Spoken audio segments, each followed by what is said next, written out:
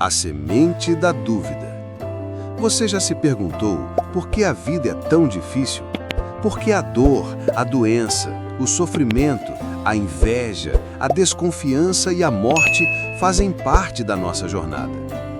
A Bíblia nos dá a resposta, e ela começa com uma história de beleza perfeita, de comunhão plena e de uma escolha que mudou tudo. Uma escolha que ecoa em cada coração humano, em cada luta que enfrentamos e em cada vez que somos tentados a duvidar da bondade de Deus. Esta é a história de Eva, a primeira mulher, e do momento crucial em que o pecado entrou no mundo, alterando para sempre a trajetória da humanidade. Imagine um jardim de beleza indescritível, onde cada cor era mais vibrante, cada som uma melodia, e a presença de Deus era tão real quanto a brisa que acariciava a pele. Não havia medo, nem vergonha, nem a menor sombra de maldade.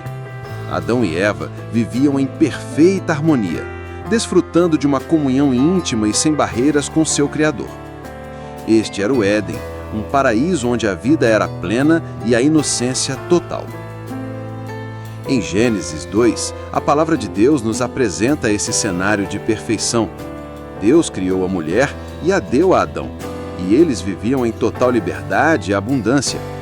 Apenas um único limite foi estabelecido, um limite de amor e proteção. De toda a árvore do jardim comerás livremente, mas da árvore do conhecimento do bem e do mal, dessa não comerás, porque no dia em que dela comeres, certamente morrerás. Gênesis 2, 16 e 17. Essa era a única regra, simples e clara, para preservar a vida e a comunhão. Mas no meio dessa perfeição havia uma sombra.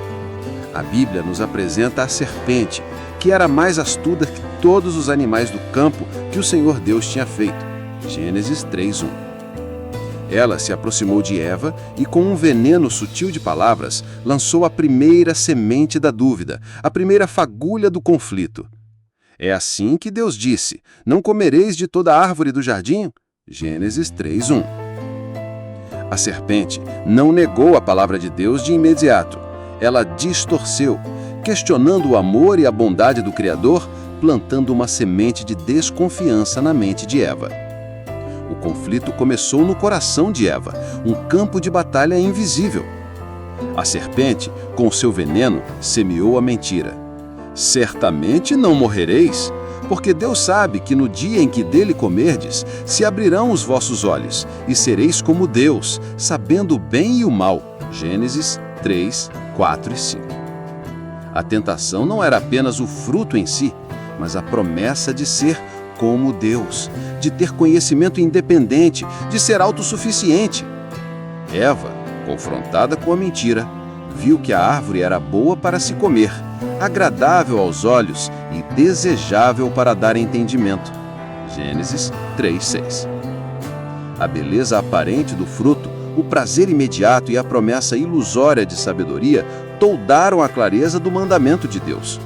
A dúvida se transformou em desejo e o desejo em ação. A mentira ganhou força e a verdade foi distorcida. Esta é a reflexão mais profunda sobre o sofrimento. Ele nasce quando trocamos a verdade de Deus por uma ilusão que nos promete mais, mas que no fim nos rouba tudo. Eva, seduzida pela promessa enganosa, tomou do fruto e comeu. Não foi um erro por ignorância, mas uma escolha consciente. Em seguida, ela o deu a Adão, que estava com ela, e ele também comeu. Gênesis 3:6. Naquele momento, tudo mudou. O relato bíblico é direto e impactante.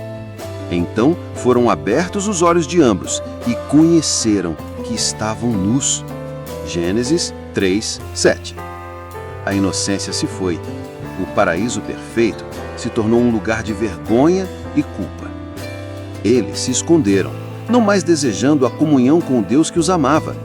O pecado havia entrado no mundo e a morte se tornou uma realidade. A desobediência trouxe consigo a separação. Mas mesmo em meio àquele silêncio pesado da culpa e do medo, O agir de Deus, ainda que invisível para eles no momento, já estava em curso nos bastidores da eternidade. Deus não os abandonou em sua queda. Seu plano de redenção, de trazer vida da morte, já estava sendo tecido nos bastidores da eternidade. Esta história não é apenas sobre o passado, é sobre o nosso presente. O que aconteceu no Éden se repete em cada um de nós. A serpente, que é Satanás, continua lançando sementes de dúvida em nossos corações. Será que Deus realmente disse isso? Você não pode confiar totalmente nele? A desobediência não é tão ruim assim. Você merece mais. E como Eva, muitas vezes nos deixamos levar por uma promessa de satisfação imediata, por algo que é agradável aos olhos, mas que nos afasta de Deus. As árvores proibidas de hoje podem ser os vícios, a busca incessante por riquezas, o orgulho, a mentira, a imoralidade. A desobediência sempre traz consequências.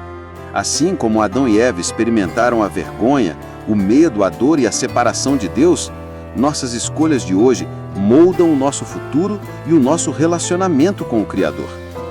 A história nos alerta sobre a sutileza da tentação e a gravidade das nossas escolhas, lembrando-nos que o pecado não é um ato isolado, mas uma semente que gera frutos amargos. O agir de Deus, no entanto, é sempre maior que a nossa falha. Mesmo após o pecado, a voz de Deus, cheia de compaixão, ecoou no jardim. Onde estás? Gênesis 3:9. Essa não era uma pergunta de localização, mas um convite ao arrependimento, um chamado para saírem do esconderijo da culpa. E antes mesmo de expulsá-los do Éden, Deus, em sua misericórdia, proveu vestimentas de pele para cobrir a sua nudez. Gênesis 21. Um ato simbólico do primeiro sacrifício para cobrir o pecado. O início da transformação, a virada espiritual, é a resposta a essa voz de Deus. Assim como Adão e Eva foram confrontados com a necessidade de cobrir a sua chama, somos chamados a sair do nosso esconderijo de culpa e a nos reconciliarmos com o Pai. A salvação não veio de uma obra humana, mas de um ato divino. Em Romanos 5,19, a Bíblia nos diz que, porque assim como pela desobediência de um só homem, muitos se tornaram pecadores, assim também pela obediência de um só, muitos se tornarão justos.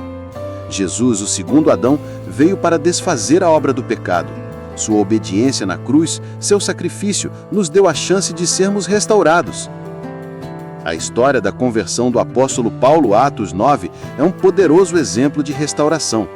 Ele, que antes perseguia e matava os cristãos, teve um encontro radical com Jesus no caminho de Damasco.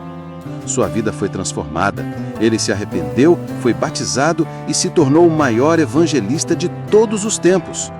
O exemplo de Paulo nos ensina que não importa o quão longe tenhamos ido em nossos pecados e em nossa desobediência, a graça de Deus é maior. A conversão é uma mudança de direção, uma virada completa para Deus. Se você está hoje sentindo o peso das suas escolhas, o peso dos seus pecados e as consequências da desobediência, saiba que há uma palavra de consolo para você. A promessa de Gênesis 3,15, a primeira profecia da redenção, que a semente da mulher esmagaria a cabeça da serpente, se cumpriu em Jesus Cristo. Ele veio para nos resgatar da maldição do pecado. Ele está pronto para te perdoar, para curar as suas feridas e para te dar uma nova chance. Sua misericórdia é infinita e seu amor por você é eterno. Não há pecado tão grande que o sangue de Jesus não possa lavar. Seu consolo está na verdade de que Deus não desistiu de você. O chamado de Deus para Adão no jardim, onde estás, ainda ecoa em seu coração. Ele não está perguntando pela sua localização física, mas pela condição do seu coração, pela sua proximidade ou distância dele. A resposta a esse chamado é uma escolha que fazemos a cada dia: nos escondermos em nossa culpa e vergonha ou corrermos para os braços do Pai. Escolha a fé, escolha a obediência, escolha o caminho da restauração que Deus nos oferece em Jesus Cristo. Não permita que o medo ou a vergonha te paralisem. Volte-se para Ele com um coração arrependido e experimente a liberdade e a paz que só Ele pode dar.